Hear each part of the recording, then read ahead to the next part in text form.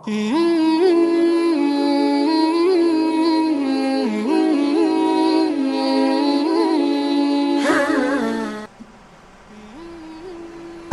یہ میں عرض کرتا ہوں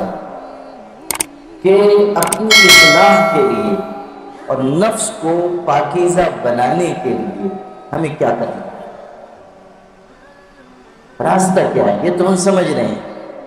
کہ یہ راستہ ناکامی کا، یہ راستہ کامیابی، لیکن کامیابی کا راستہ ملے گا کیسے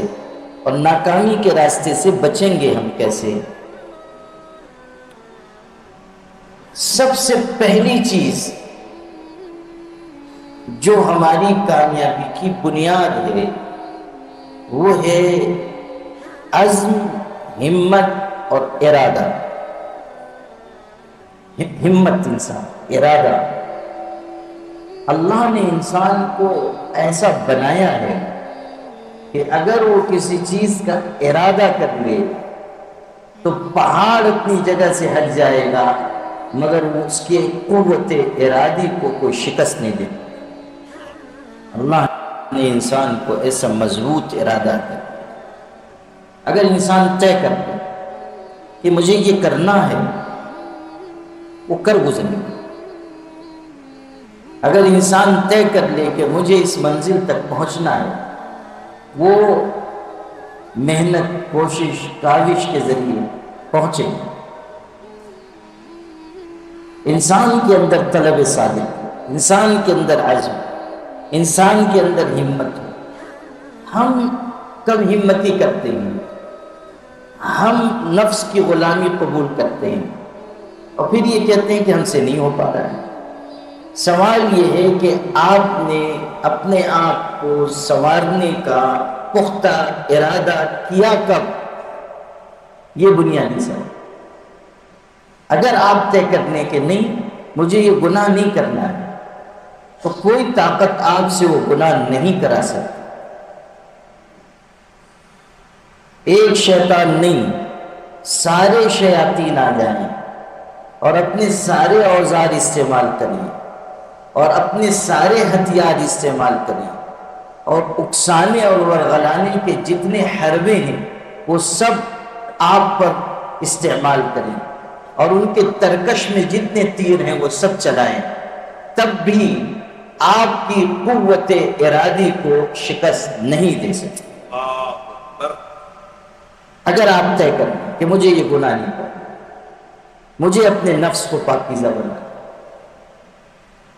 طے کرنے کی بات، آپ طے کر لیں کہ مجھے یہ عمل زندگی میں کبھی نہیں چھوڑنا،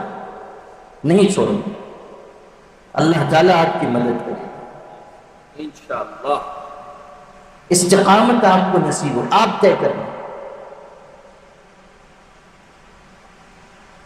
شیخ الحدیث حضرت مولانا زکریا صاحب رحمۃ اللہ علیہ کے زمانے میں کسی نے خواب دیکھا، ذی علم آدمی تھے، خواب دیکھا حضور اکرم صلی اللہ علیہ وسلم کی زیارت میں، خواب میں کچھ انہوں نے پوچھا حضرت سے، کچھ گفتگو ہوئی تو اس میں ایک بات یہ پوچھی کہ حضرت آپ کو اس زمانے کے علماء میں سب سے زیادہ پسند کون ہے؟ سب سے زیادہ کون پسند ہے علماء؟ تو حضرت نے فرمایا سب عالم ہیں، سب اچھے ہیں۔ انہوں نے کہا حضرت میں یہ چاہتا ہوں کہ آپ یہ بتائیں کہ آپ کو سب سے زیادہ پسند کون؟ تو حضرت نے فرمایا کہ محمد زکریا سہارنپور والا۔ اللہ اکبر۔ وہ تشریف لے گئے جنہوں نے خواب دیکھا تھا، حضرت کی خدمت میں گئے۔ ظاہر ہے خواب دیکھنے کے بعد ان کے دل میں بہت عقیدت پیدا ہوئی، پہلے کوئی تعلق نہیں تھا لیکن خواب دیکھا وہ گئے۔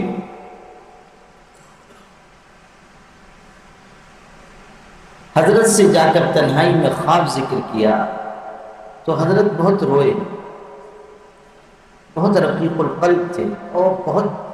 اعلیٰ روحانیت کے مالک تھے حضرت شیخ الحدیث رحمۃ اللہ، بہت روئے۔ ارشاد فرمایا کہ میں ایسا نہیں ہوں، تمہارے حسن ظن کی وجہ سے تم نے ایسا خواب دیکھا ہے، لیکن انہوں نے کہا کہ نہیں، کوئی عمل تو آپ کا ایسا ہوگا جس کی وجہ سے یہ شرف آپ کو حاصل ہو، حضور صلی اللہ علیہ وسلم کی بارگاہ میں قبولیت کا یہ مقام آپ کو حاصل ہو۔ کوئی تو بات ہوگی، کوئی عمل ہو، وہ برابر انکار کرتے رہے لیکن یہ اصرار کرتے رہے، تو آخر میں حضرت مولانا زکریا صاحب رحمۃ اللہ علیہ نے فرمایا کہ ایک عمل کے بارے میں گمان ہوتا ہے کہ شاید اس کی وجہ سے نوازا جاؤں، وہ یہ کہ میں نے حدیث شریف پڑھی تھی کہ جمعہ کے دن عصر کی نماز کے بعد 80 مرتبہ درود شریف پڑھا جائے، اللہم صلی علی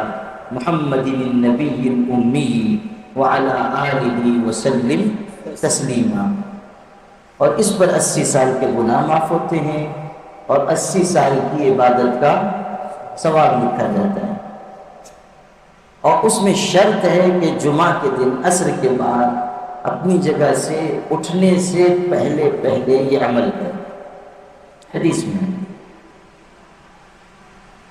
تو انہوں نے فرمایا کہ جب میں نے یہ حدیث شریف پڑھی تو اس کا معمول بنا لیا، اور تقریباً 50 سال ہو گئے ہیں، آج تک میں نے اس عمل کا ناکام نہیں کیا۔ سفر، حضر، بیماری، صحت کبھی نہ آنی۔ آپ سوچیے استقامت کس کو کہتے ہیں؟ ایک بات طے کر لی کہ مجھے کرنا ہے تو بس کرنا ہے۔ حضرت شیخ الحدیث رحمۃ اللہ علیہ کے مرید تھے اور بہت ان سے فائدہ اٹھایا جنہوں نے، اور میں نے اپنی زندگی میں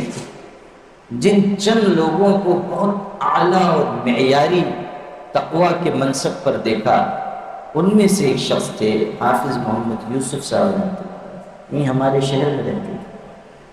تشریف بھی لاتے تھے یہاں مجلس میں بھی، جب وہ حیات تھے کبھی کبھی تشریف لاتے تھے، وہاں کنارے پیچھے بیٹھ جاتے تھے، اور بہت ہی بڑی شخصیت،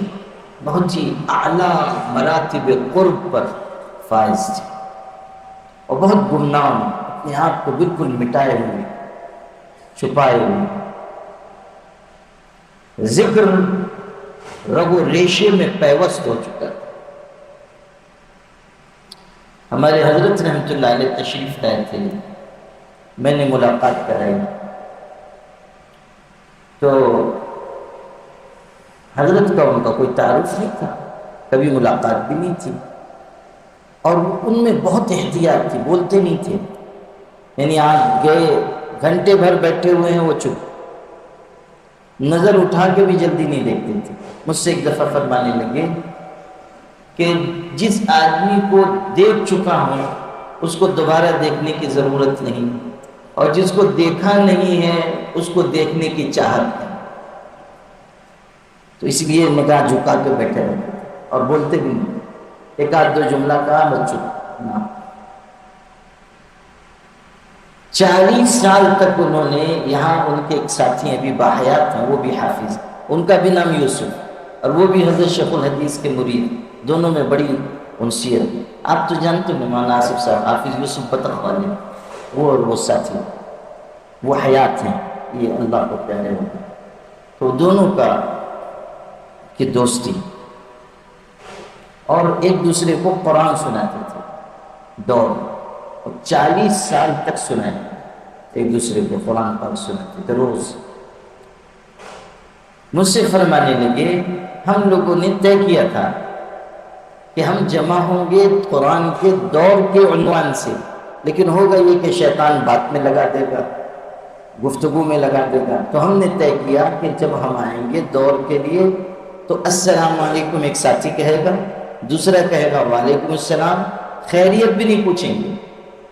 خیریت بھی نہیں کہ کیسے ہیں، خیریت ہے، اس لیے کہ خیریت سے بھی کبھی کبھی خیریت خراب ہونے لگ جاتی ہے، یعنی بیوی کو بخار ہو گیا، بچے کو یہ ہو گیا، یہ پریشانی ہوئی، بس وہاں سے گفتگو کا لامتناہی سلسلہ شروع ہو گیا، تو کہا خیریت بھی نہیں پوچھیں، بس السلام علیکم، وعلیکم السلام، ایک ساتھی نے شروع کیا، دوسرے نے سننا شروع کیا، ایک پڑھ رہا ہے دوسرا سن رہا ہے، ان کا ہو گیا، اب اس نے سنانا شروع کیا، یہ سن رہے ہیں، اور جب مکمل ہوا پھر بغیر خیریت معلوم کیے ہوئے السلام علیکم وعلیکم السلام۔ 40 سال تک ان لوگوں نے اس پر عمل کیا، اور قرآن مجید آخر عمر میں، آخر 3-4 سالوں میں چونکہ ضعف ہو گیا تھا، قرآن مجید پڑھ نہیں پاتے تھے، تو اس زمانے میں بھی میں عینی شاہد ہوں کہ اس زمانے میں بھی معمول ترک نہیں کیا، بلکہ یہ کیا کہ کئی حافظوں کو بلاتے تھے، ان سے 3 پارہ روز قرآن سنتے تھے کہ اب سنا نہیں سکتا، پڑھ نہیں پاتا، ضعف ہو گیا، تو 3 پارہ معمولاً روز سنتے تھے، روزانہ۔ اور آج بھی جس جگہ وہ قرآن مجید سنتے تھے، ان کے بعد ان کے گھر والوں نے وہ حافظوں کا آ کر بیٹھنا اور قرآن پڑھنا اب بھی جاری رکھا، اگرچہ کہ وہ زندہ نہیں ہیں، لیکن وہ آتے ہیں حفاظ، اپنا بیٹھتے ہیں، قرآن پڑھتے ہیں، چلے جاتے ہیں۔ کہ قرآن سے کیسی محبت، کیسی انسیت، کس قدر قرآن پاک سے تعلق، سبحان اللہ۔ اور احتیاط دیکھیے بات چیت میں،